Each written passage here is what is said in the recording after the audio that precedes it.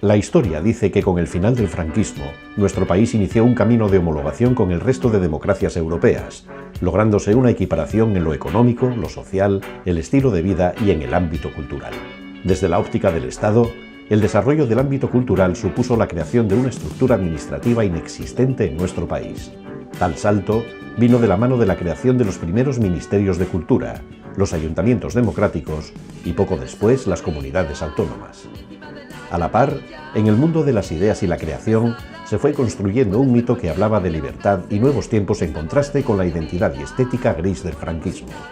Fueron los años de la movida, el arte joven o el estudias o diseñas.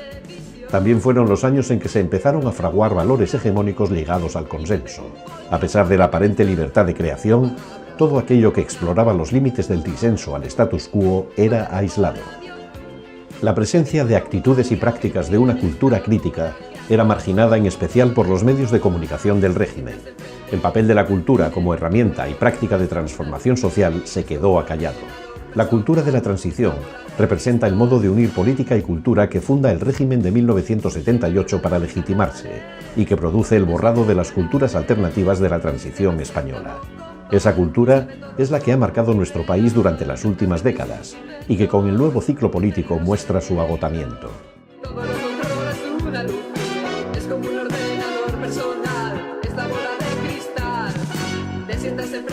Tenemos primero que hacer por conocer bien cuál es la mentalidad, cuál es la idea de progreso, cuál es la idea de la forma de concebir el mundo, la forma de concebir el Estado español y la forma de concebir Asturias que tuvieron y que tienen los políticos y los partidos políticos que desarrollaron durante toda la domina democrática esas políticas. A mi modo de entender supone pues, un poco el paso del concepto de cultura al concepto de acto cultural o de promoción cultural. Y obviamente un acto cultural no está destinado pues, a formar ciudadanos críticos e independientes, sino que un acto cultural está destinado a la promoción interna, a la promoción burocrática de los políticos. Se genera un relato. Ese relato genera una forma de pensar. Esa forma de pensar genera un sentido común. Ese sentido común tiene que estar alimentado, tiene que ser defendido por una serie de voceros, de personas que se encargan de que todo esté dentro y nada esté fuera. O todo aquello que vaya en contra de lo que tiene que ser, automáticamente se vaya a la marginalidad. La cultura de la transición. En la transición siempre ha habido como dos visiones muy contrapuestas sobre la cultura. Por un lado hay una satisfecha con la inclusión de la cultura en el discurso político y por el otro lado otra absolutamente opuesta que estaba descontenta con la visión poco crítica de la cultura, que tachaban a la cultura de estar absolutamente al servicio de la política, de ser algo manipulado y lo que pasa que yo la sensación que tengo es que al margen de esas dos vías hay una tercera opción que siempre ha estado ahí, que continúa estando, que es la de las culturas alternativas que fueron surgiendo desde abajo. En un primer momento sí que hubo un esfuerzo, o fue algo espontáneo, en el que otros relatos culturales salieron a flote.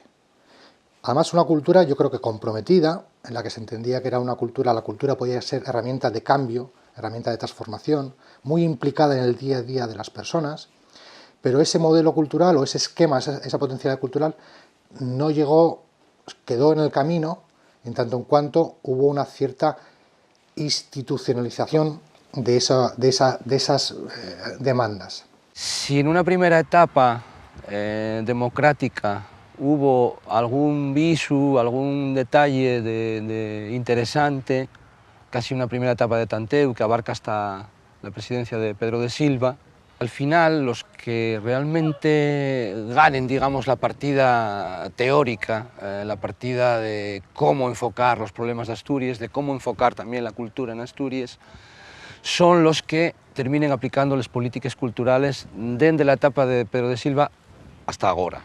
A partir de ese momento, por lo que tenemos es lo que hoy conocemos como cultura de la transición. Es decir, es un modelo cultural que consiste fundamentalmente en que no se cuestiona el status quo de la transición democrática. todo aquello que cuestione el propio status quo, la propia estructura, pues se queda ninguneado o se queda directamente marginado. Lo que hace es definir las pautas de lo pensable, lo decible, de lo posible. Esa mentalidad tiene principalmente dos fallos fundamentales, a mi entender, ¿no? Dos caminos o dos vías de actos culturales y de promoción cultural. Por una parte estaría la cultura más festiva, más festivalera, incluso podríamos decir, que se desarrolla pues un poco en aras al carácter popular de la cultura, y por otra parte la cultura o los actos culturales de élites, en los que, bueno, pues en honor, digamos, del carácter pues expansivo de la cultura, justifican pues enormes gastos y enormes sumas de dinero. Lo que hay es una homogeneización de la cultura en general, la cultura del consenso, que tiene que ver también mucho con la cultura, con el discurso político que hubo en este país durante tantísimos años, y al final lo que concluyó ese proceso, efectivamente, es como un agotamiento de sus propios fundamentos. Llega un momento que no se puede sostener, y lo estamos viendo. Entonces el pueblo sale, el pueblo quiere opinar, el pueblo genera ese contrarrelato, ese nuevo sentido común, y el régimen se fragmenta, se desmorona, empieza a tener miedo y empiezan a cerrar filas. Los poderes políticos, económicos y mediáticos que han conseguido que durante tanto tiempo hubiera consenso y hubiera, y lo tengo que decir, servilismo. Nuestro país durante los años 80 era deficitario en dotaciones culturales. Teatros, museos, bibliotecas. Todas las administraciones participaron a partir de ese momento de una carrera para inaugurar equipamientos de todo tipo, movidos por el ansia de modernidad. La inauguración en el año 1997 del Museo Guggenheim de Bilbao marca un antes y un después. A partir de esa fecha no habrá ciudad grande o pequeña que no quisiera tener su propio Guggenheim local. Gijón no escapó a esa ola. Durante los años 80 y 90 se construyó toda una red de centros culturales, museos y otros recursos. Simbólicamente, el ciclo se cerró con la inauguración del Centro de Arte de la Laboral a cargo del Principado de Asturias en el año 2007, justo un año antes del inicio de la crisis económica del 2008. Los recortes económicos han hecho que muchos de esos equipamientos e instituciones tengan que sobrevivir con limitadísimos presupuestos que condicionan su día a día. El mejor ejemplo es la Fundación Municipal de Cultura, que dedica el 60% de su presupuesto a pagar los salarios de sus trabajadores, un 20% a gastos estructurales y solo el 20% restante a actividades. Vivo y que concibo otro lugar. La Fundación Municipal de Cultura nace un poco de la mano de la Universidad Popular, o al menos del interés de esta última por recuperar aquel proyecto enterrado con la Guerra Civil, ese proyecto de dinamización cultural de la ciudad, ¿no? A principios de los 90 debe de ser, cuando se fusiona la Fundación Municipal de Cultura, que antes era un organismo autónomo, se fusiona con la Universidad Popular, y a partir de ese momento es cierto que aparecen pues, todos los programas educativos en los museos de Gijón, aparece el taller de músicos, aparecen las subvenciones anuales y las ayudas a la creación, aparece una extraordinaria red de bibliotecas perfectamente dotadas con una programación cultural sobresaliente. ¿Qué se decide en su momento? Pues se decide construir una red cultural y desarrollar un ente, como es la Fundación Municipal de Cultura, para la gestión de ese proyecto a futuro, que significa lanzar o poner la cultura en sesión, activarla. El partido hegemónico que ejerció el poder durante prácticamente estos 40 años en la ciudad tenía muy claro que esa cultura es una herramienta de control social. Y evidentemente lo utilizó. A partir de ese momento surgen programas que luego se consolidan con el tiempo, como puede ser FETEN, la Semana de Música Antigua, de Danza de Gijón, el Festival de Música Antigua de Gijón. Y sí que se hicieron cosas muy buenas, y sí que había buenos contenidos, y sí que se promovieron iniciativas desde lo público que facilitaban a la ciudadanía acceder a unos servicios, a una oferta cultural que en otros sitios era imposible. Sobre todo con la Fundación Municipal de Cultura lo que se consigue es llevar la cultura a todos los centros municipales de Gijón. Se lleva la cultura a todos los barrios. Eso se hizo. Otra cosa es cómo se hizo y por qué se hizo.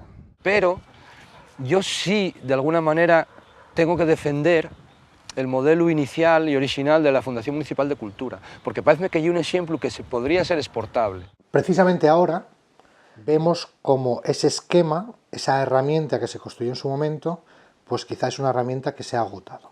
En esa obsesión del PSOE de aquella época, el PSOE de González, estamos hablando del 84, de huir del elitismo cultural, de generar un populismo, ¿no? Lo popular, pero claro, lo popular, bien, lo popular como fiesta, ¿vale? Pero la fiesta, cuanto más cara, mejor. La evolución es la inviabilidad de ese tipo, digamos, de política cultural en el momento en que empieza la crisis económica. Con la llegada de la crisis probablemente se haya visto que no es un modelo viable, o que por lo menos no es el más viable, y que necesita en cierta manera reinventarse y plantearse otras maneras de financiación o una mayor participación ciudadana. Las cosas no se hicieron bien del todo, entre otras cosas porque parte de los recursos y de la administración y la gestión cultural privatizóse, y aquí ahora lo que tenemos es divertia, ¿no?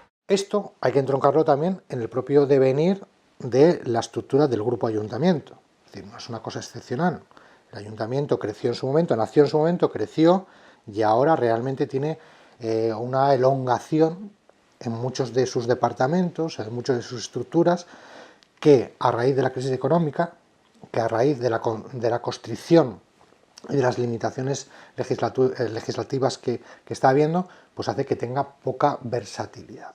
Tarde o temprano, las cosas van a volver al calce primero, porque queramos o no, la cultura al final va a remunicipalizarse. Eso y el signo de los tiempos y vamos por ese camino. Hacia donde debemos apuntar, yo creo, son hacia, digamos, modelos culturales en los que la cultura surja de una práctica social. Modelos culturales donde la dinamización de la cultura parta también de la vida cotidiana, donde la creación y la producción artística estén en la calle y convivan con los ciudadanos. Un ejemplo puede ser la autogestión, pero no autogestión entendida como algo caótico. En una autogestión, por ejemplo, un caso muy palpable, nosotros que desde la plataforma trabajamos mucho encima de Villa, es precisamente la Casa del Chino, que es el único centro municipal autogestionado de Gijón y funciona bien. O sea que esa sería una de lo mejor de las alternativas a explorar. Lo que no se puede hacer es liquidar una estructura que está consolidada. No se puede liquidar, eso es un disparate. Pero lo que no se puede hacer tampoco es que por soportar esa estructura, por mantenerla, porque es lo que hay, no seamos valientes para que otros planteamientos puedan salir a flote, claro. Un exponente de la cultura auspiciada desde el ayuntamiento que ha dado lustre a la ciudad es el Festival Internacional de Cine de Xixón, que desde sus inicios en 1963, como certamen internacional de cine y televisión infantil de la mano de Isaac del Rivero hasta nuestros días, logró convertir a Xixón en un punto de interés para muchos cinéfilos durante las fechas de su celebración y situó la ciudad en el mapa, logrando una especial repercusión mediática durante la etapa en que estuvo dirigido por José Luis Cienfuegos. Sin embargo, en los últimos años, la decisión del gobierno del Partido Popular de aumentar los impuestos a las actividades culturales, así como una serie de decisiones bastante controvertidas tomadas tras la victoria electoral de Foro Gijón en 2011, respecto a quién se debía confiar la dirección del festival, han llevado a una situación en la que actualmente ya no solo se teme que Xixón deje de estar entre los grandes festivales de cine que se celebran a escala nacional, sino que incluso se duda de su viabilidad en un futuro cercano.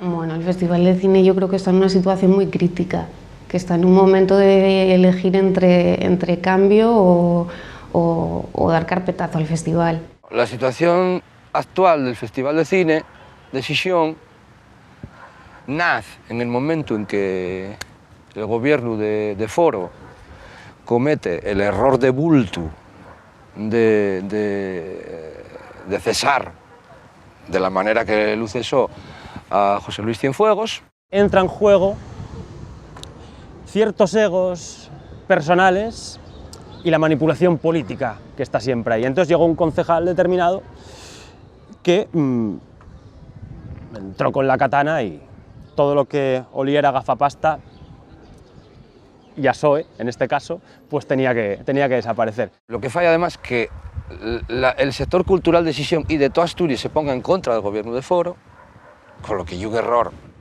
garrafal a la hora de hacer política cultural, y además de ello, fai que el Festival de Cine entame una etapa bastante aldebalu, ¿no?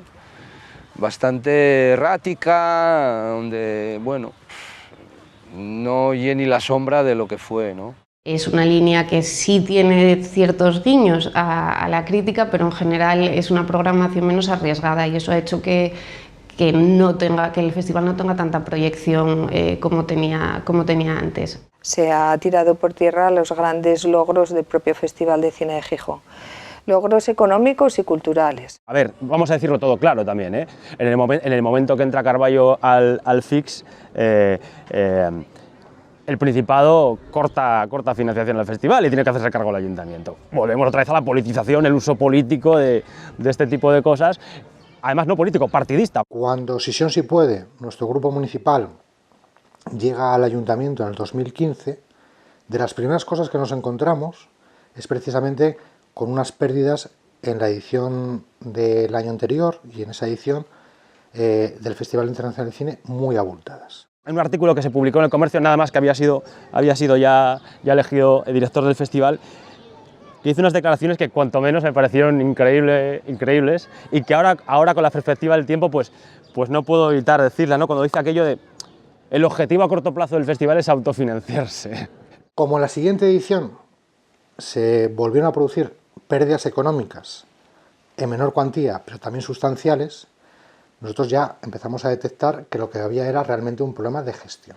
En ese tira y afloja entre Foro y el PSOE en la Junta, al final los que salimos perjudicados somos la ciudadanía de Gijón, que vemos un festival que se va a la deriva y que no sabemos qué va a pasar. Hay que tener en cuenta que el Festival Internacional de Cine de Xixón ya era un acontecimiento cultural de primer orden en Asturias, no solo en Xixón, y verdad, trascendía las fronteras de Xixón y de Asturias también, y era un referente en el resto del Estado, ¿no? Durante ese mes de noviembre, bueno, pues se llenaban las plazas hoteleras, había reservas para cenar en todos los locales del centro de Gijón, la ciudad se llenaba de personas que venían del resto del estado, incluso había gente en Gijón que tomaba su periodo de vacaciones coincidiendo pues con la semana del Festival de Cine. Habría que replantearse el modelo de festival y que habría que explorar desde luego nuevas vías y que sobre todo que consoliden el festival, que le den visibilidad y que logren resaltar un poco su carácter único. No hay un gran interés por el Festival de Cine de Gijón. No es que se le quiera dejar morir, pero es una línea continuista en decadencia. Eso sí hablamos, bueno, pues del actual gobierno municipal de Foro. Por su parte, pues los socialistas tampoco van a estar dispuestos a pelear mucho por algo que a ellos les puso galones. Al contrario, yo creo que si se produjera ahora la muerte del Festival Internacional de Cine de Gijón, sería algo más que de lo que podrían acusar a Foro, con lo cual les vendría perfectamente bien. El FIX es un festival viable, seguro. Que tenga un futuro asegurado o no, eso ya no lo sé, porque bueno... No hay proyecto e idea que 100 años dure. Con la idea que se caltuvo durante bastantes años, ese festival dedicado al cine de autor, al cine más experimental, con esa idea y bien apoyado, tiene todo el futuro del mundo, vamos, y eso ya es incuestionable. Hay que confiar en el festival. Primero porque el festival no es de una persona ni de un equipo, es de una ciudad. Y si nosotros no somos capaces de confiar en los proyectos, no somos capaces de confiar en la propia ciudad y la capacidad que tenga la ciudad para regenerarse. Lo importante realmente es que el festival salga adelante, es un festival importante y que la ciudad lo disfrute, porque es nuestro, cuidado. Si nosotros, ciudadanos, no hacemos ningún tipo de reclamación en esta línea, acostumbrados como estamos acostumbrados simplemente a ser consumidores de cultura, pues lo más fácil es que el Festival de Cine de Gijón desaparezca. El festival modelo que quizá ha habido en los últimos años de alfombra roja, pues tendrá que virar, como han virado muchísimos proyectos culturales en nuestro país, como han virado muchísimas instituciones culturales, y nadie se ha rasgado las vestiduras. Gijón, no es Donosti. Y hay que tener claro lo que somos y hay que buscar pues, lo genuino de cada lugar. Y esa es un poco la idea y la línea que yo creo que tendrían que replantearse.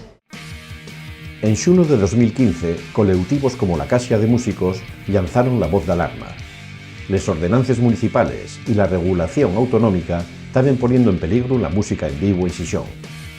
Estas limitaciones y la crisis del sector estaban haciendo que la nuestra ciudad se quedara muda después de ser un referente mediático en los 90 con Xixón Sound. D'otro llau, el modelo cultural de Divertia pon la énfasis en eventos llave en mano y nos grandes espectáculos con presupuestos peraltos, en sin cabilgar sobre la torna que provoquen y la so capacidad para dinamizar la vida cultural de la ciudad. Un ejemplo de ello fueron las pérdidas de los conciertos de Elton John y Lenny Kravitz, que provocaron 600.000 euros de pufu en 2015. Per otra parte, les fiestes de Prau, que ya describía Xovellanos en el siglo XVIII, también están en peligro por cuenta de la actitud depredadora de la SGAE y la falta de anomación generacional de las sos comisiones organizadores. El prohibío cantar de los chigres de antaño trasladóse a toda la ciudad. La música, a pesar de ser un atractivo turístico y factor cultural de primer orden, está en peligro en Xixón.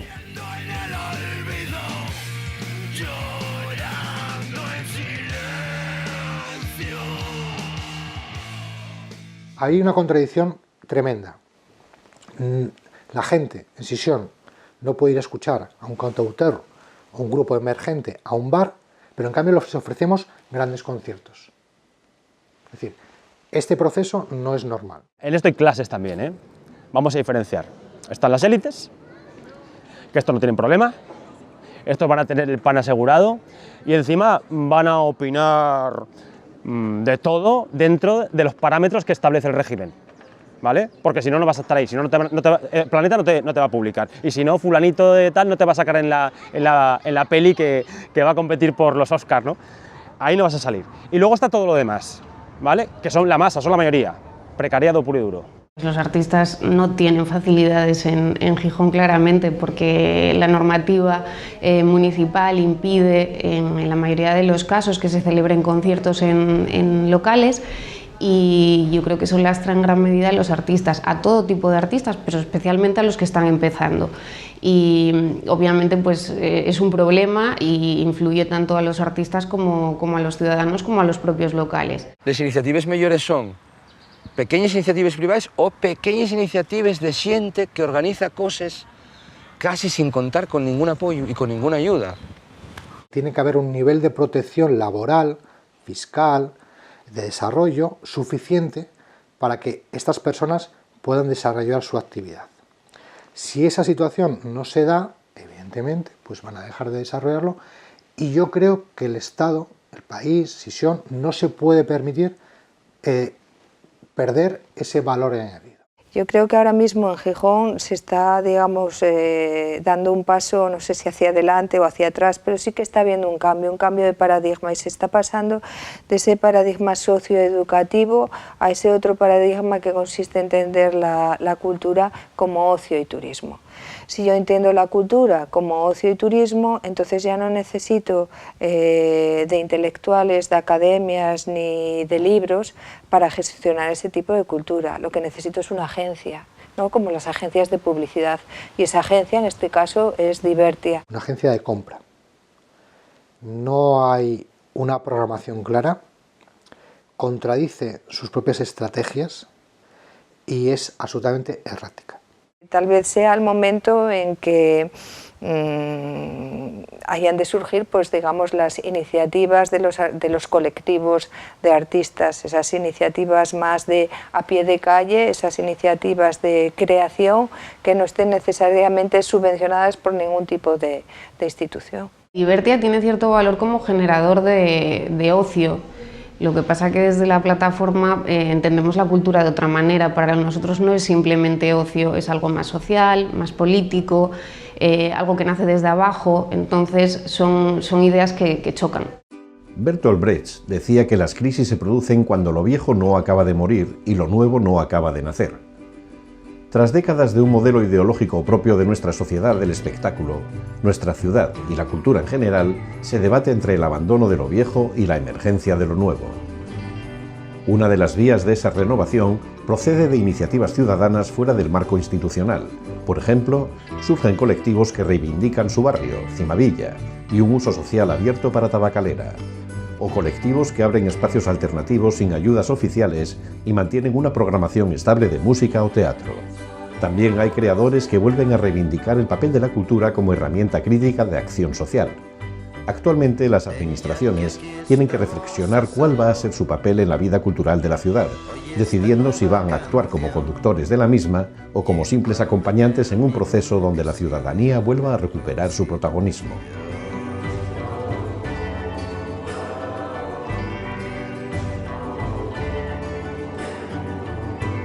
El mundo de la cultura siempre estuvo politizado y a lo largo de la domina democrática posicionóse, sobre todo de manera individual, no colectiva, en todas las cuestiones políticas que hubo y por haber, ¿no?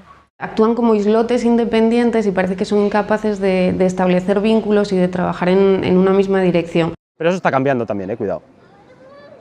Está cambiando. No es lo mismo de hace 5 años, 6 años, 7 años, en absoluto. La cultura es política, sí, efectivamente, siempre lo es, pero bueno, si se va a las bases de lo que estructura esa cultura, podemos encontrar modelos culturales muy distintos y podemos luchar o podemos pelear porque se generen distorsiones esas bases de producción y surja una cultura, pues eso, reivindicativa, una cultura de la contradicción, no una cultura sumisa, que es la que a día de hoy se plantea desde el municipio de Gijón. La cultura tiene que actuar de manera autónoma y nunca ser subsidiaria de una institución A o B. Además, instituciones a veces de colores políticos distintos. Como hay un marco que se establece en el 78 y cómo, de alguna manera, estamos intentando atravesar, romper los límites de ese marco. Y a partir de ahí, pues creo que hay esperanza para al menos avanzar hacia algo que sea mejor que lo que tenemos. La plataforma surge en febrero y surge un poco como la necesidad de dar un paso al frente, de abandonar una actitud simplemente crítica y de adoptar una propositiva.